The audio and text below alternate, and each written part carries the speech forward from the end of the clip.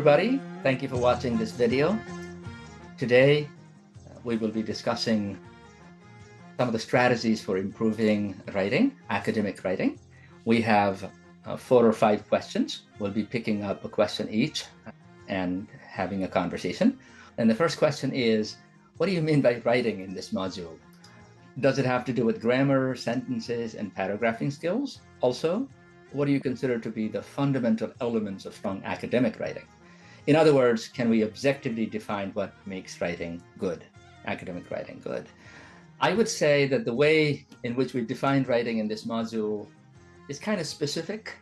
Academic writing defined broadly would mean writing in many different genres across many different disciplines, but those genres may also have certain features that kind of characterize those features as academic writing, as opposed to creative writing and fiction writing or poetry writing or typical technical writing.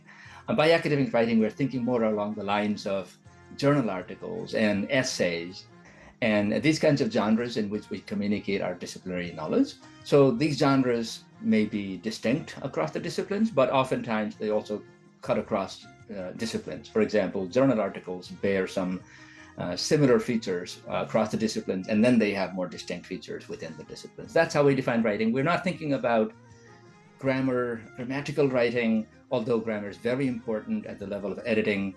We're not thinking about paragraph level skills or sentence level skills. Those are more basic. They're important, but we're going a little beyond and thinking more along the lines of genres and discipline-specific writing, and maybe even context-specific writing across different cultures and countries too. So that's how we are defining writing. Gene, any thoughts as to what the fundamentals of writing are? The most important thing to do as a writer is to give the reader plenty of thought per line. Every line that you write should make the reader think. Love that. 2, 3, or 4 times, right? And there are 2 basic ways that you get that. One is with evidence, and all fields have different kinds of evidence that you should be using. And if you choose your evidence well, people will have to think about what the evidence is leading them to think.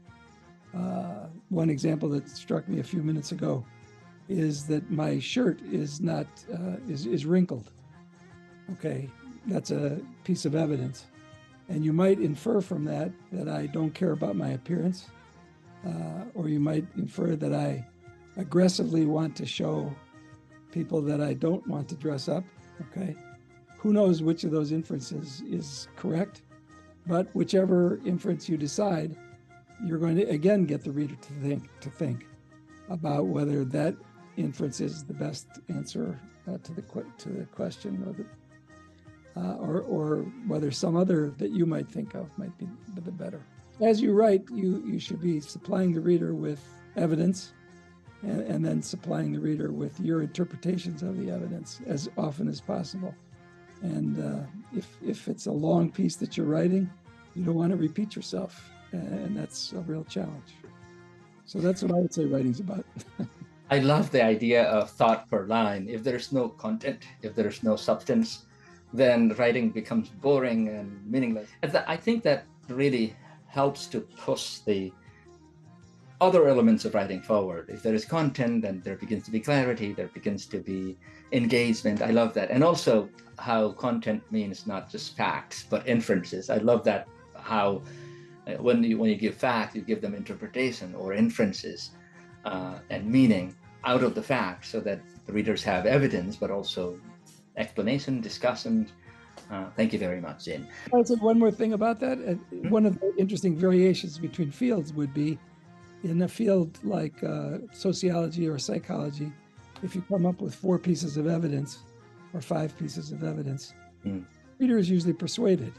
If you're writing in science journal, you usually need 100 pieces of evidence. So be aware of what within your field is the pattern of required number of facts. And what counts as evidence. I can give one example in my field of humanities, a case study or an anecdote to say, here's what happens in this situation. But in science or social sciences, that anecdote may not be adequate and may backfire on you. Yes. So the second question is, many of us struggle with organizing our ideas and structuring our writing. What are some strategies for effectively outlining or organizing or structuring academic writing so readers can follow us easily? I'd like to ask Zine this. First thing I would say is to distinguish your introduction and your conclusion from the rest of your paragraphs. And again, paragraphs vary in length depending on the field. But what should you do in introduction? I find this very hard to teach students, but they find it very easy to learn. They have a feel for what an introduction should sound like. It should give some kind of context for what you're doing, why you're doing it, why it's worth doing. And the context might be historical, it might be previous knowledge in the field, it might be the human side of something that you're going to talk about in more technical terms. But in some way provide a context that gets the reader interested in what you have to say. And you're not really making an argument yet in that introduction, I would say, until you get to your thesis. And then to skip way ahead to the conclusion, I think it works best to just say, so what? Ask yourself, after you've written your piece, what difference does this make in the world? And usually people are tempted to write really long and complicated conclusions, but your reader is bored with that by now because the reader knows what you already think. So if you instead just answer the question, so what? Then the reader can decide, do I care about this? Is it going to help me in my life? Is it going to help me in my career? Now, the paragraphs in between, there's a pretty good formula for them, more so than I even like to admit. And that is, in a paragraph, you usually start with an overall point that you want to make, and that's an inference, okay? So whatever inference you want to make in a paragraph, you put that first, and then you add evidence for that inference, okay? And then you add complications for that inference, complications in your thinking about the inference, additional evidence. Most of the middle of a paragraph is going to be evidence rather than inference. And as you come to the end of the paragraph, it's usually going to have a sentence or two of inference again, where you interpret what you are trying to say and leave people with the most important thing you want to say. So those are the introductions, conclusions, and body paragraphs, I think, the way that they should be organized. Now, there's also a kind of overall organization. There are really only 9, I believe, ways to organize your thinking. And let me suggest what they are. One is narration. You tell a story. You just tell the story in the order that it occurred. Second is spatial description. Spatial description lets people know where you are. Cause and effect. Most of the time people want to know what are the causes for what you're talking about. And so in some clear way, you should present what the causes are for your effects, or even what your effects might cause in turn. Comparison contrast. Just take 2 things, lay them out next to each other, maybe a historical experience and a contemporary experience, and help us understand both the historical and the contemporary experience by putting them side by side and showing them to us. A very, very, very, very popular and useful pattern is problem solution. If you're writing in any kind of social services or any kind of government or economic situation, you lay out a problem and then you lay out a possible solution or a number of possible solutions, which gives you another method of organization, which is classification. You classify, these are the different problems or different phases that a problem can show, and these are the possible solutions to it. Another very important method of organization is building to a climax. Don't put your fire all in the first part of your paper. Build with important details, but not save the best and most important for last, and that will leave the reader ready to do whatever you would like the reader to do. So I would suggest thinking about all those things, which doesn't take too long, maybe 10 minutes as you're preparing to write. If you lay them out with those principles in mind, and you can write a well-organized piece. I'm going to go to the third question. Sanita is going to address that. Clarity and coherence are essential in academic writing. What are some techniques for ensuring that your academic writing is clear and easy to follow? Sanita, any experiences that you have, or what do you do to make your writing clear to your readers? clarity and coherence are crucial in academic writing. We should clearly state our main arguments or thesis at the beginning of writing. And this sets the tone for whole writing, and it provides readers with a roadmap or what they expect. Clarity of ideas leads to clarity of writing also. So we should develop our ideas as fully as we can. And if we are writing based on data analysis, then we can take lots of notes during analysis also, which can help to develop ideas that we want to write.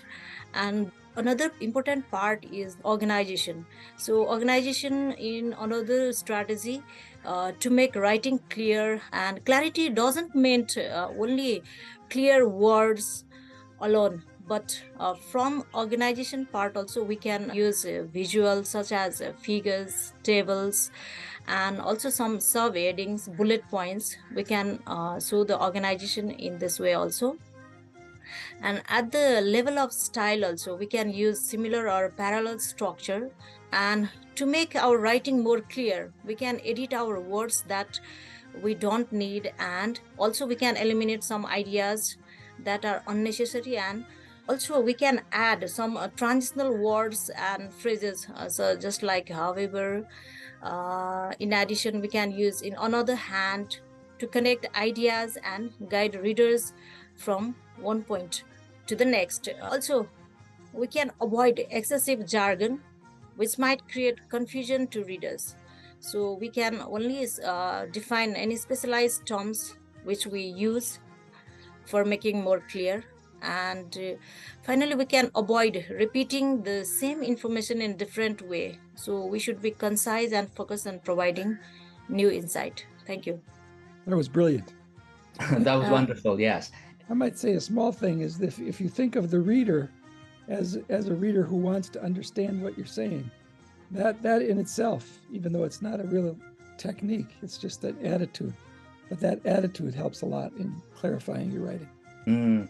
Like take a break and read your draft after a few days so that you can look at it afresh. That's what writing teachers say all the time. And try to look at it from your reader's perspective, even while drafting, because if you're writing with children, think about the children reading, that will make it clearer. The next question is about writing and reading. What is the relationship of reading to improving writing?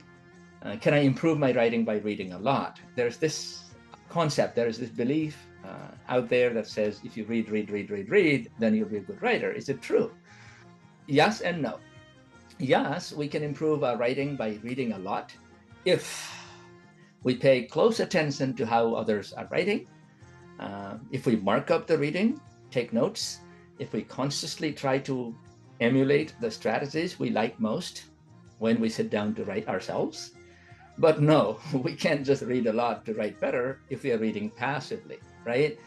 In fact, I know some people who become more and more discouraged as writers when they read more and more, because they start being overwhelmed and dominated by other people's ideas and oftentimes other people's styles, right? So don't compare yourself with very good writers, just write. So there may be a downside, it may backfire on you. However, if you read actively and purposefully and trying to learn some of the good strategies of writing, it can help. Now let us break down further what kind of reading can help writing and why. First of all, reading a lot can help writing because it exposes you to a lot of language, words, expressions, different styles, and so on. Especially if you read actively, you're going to notice them and you're going to learn them. It also helps you to learn new ideas because, as Sanita and Jean already highlighted, the more clear your ideas are, the better your writing can be, even with the same level of linguistic skills. So yes, reading can help to clarify your ideas on the topic you want to write about. Then if we read different kinds of writing, based on what kind of writing we want to develop, that can be even more helpful. That kind of targeted reading is very helpful. For example, if you want to improve your writing as journal articles, download journal articles and start noticing how they do the introduction, how they do the methodology, how they do the findings and discussions and conclusions. And what Jean was sharing earlier can be further broken down into particular genres and subgenres and disciplinary styles of approaching those genres. So that is why I think reading to writing connections must be a little more purposeful, a little more conscious than simply just reading a lot.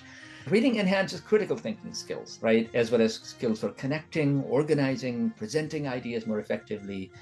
And finally, I would add that reading is only one technique for improving writing. However actively you read, reading itself is not enough to improve your writing. It can be 10% of your writing development strategy, 15%, maybe not more, because we can only improve our writing significantly by doing constant practice, by receiving constructive feedback from others, by writing in a purposeful manner. Targeted writing practice is needed ultimately, such as writing based on specific genres, specific community of practice, or specific disciplines, or even specific context and purpose. That is why a writing education is needed, whether you go to a writing course or you practice writing on your own, like in this training, where you're learning to write by practicing, sharing, presenting, reading, watching, and by doing a lot of things. So writing requires a lot more than reading, even though reading can help a lot. What are some of the best strategies of self-driven improvement of writing skills, especially for non-native English speakers? I'm thinking of someone who is 30, 40, 50, and they have been writing okay for a long time, right? But they want to further enhance their writing, especially if they're non-native English speakers. Like, under the basis of my experience in academic writing, I'm just sharing my experience here. For scholars who don't have English as their native language, it could be beneficial to explore articles from reputed journals. By engaging in the process of reading these articles consistently and attentively, one can gradually recognize the underlying writing patterns. Through repeated practice of this nature, the routine of reading can be cultivated, subsequently exerting a positive impact on one's writing abilities. Setting writing goals that might be weekly or monthly, and share that writing materials with peers and taking regular feedback from peers. And for pairing activities, we can find pair from different discipline, which help us to understand the view of other discipline in our writing. Such approach stands as a potentially effective strategy for self-directed enhancement of writing skills, particularly for non-native English speakers. Thank you. We can use reading material from various cultural context also, so that we can enhance our understanding of cultural context, and also we can add our historical backgrounds so that we could understand more. So this knowledge can enrich our writing by adding depth and authenticity. And also sometimes we have to analyze critically that what we can read and how we can improve our ability to evaluate our writing, so that we could focus on our objective. And so that will be also supporting in our writing for argumentation and analysis.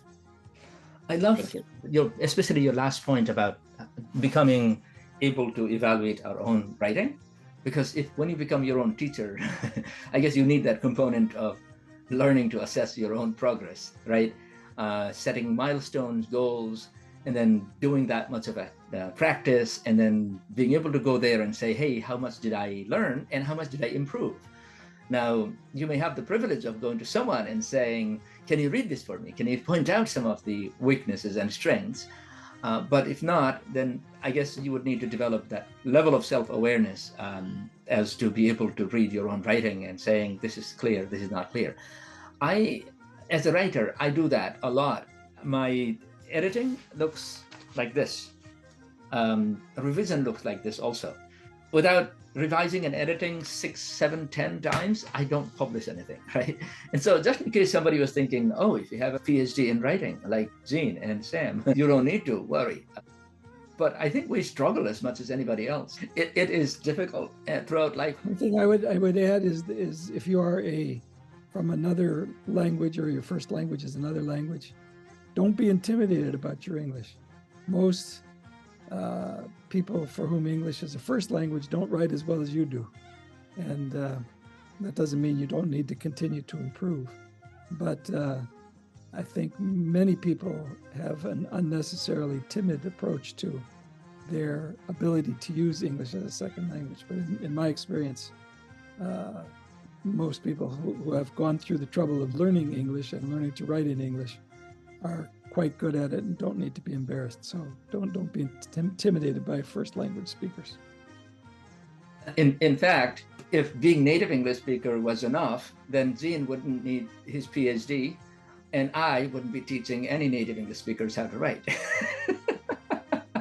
Right? For the non-native speakers out there who are anxious, just know that anybody can improve their writing, native or non-native. Everybody needs to improve their writing, native or non-native. In fact, when you go from high school to college, you learn a whole new paradigm of writing, or new genres of writing, and new levels and complexities of writing. Then into grad school, and then if you change professions, you find yourself in a situation where you can't really write effectively, right? And so writing is not one thing.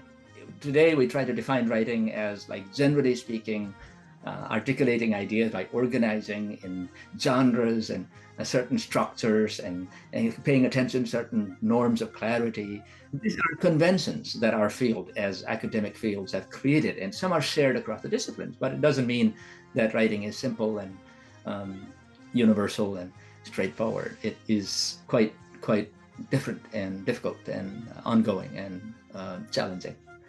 An adventure every time you start. Thank you very much, everybody. See you at the discussions.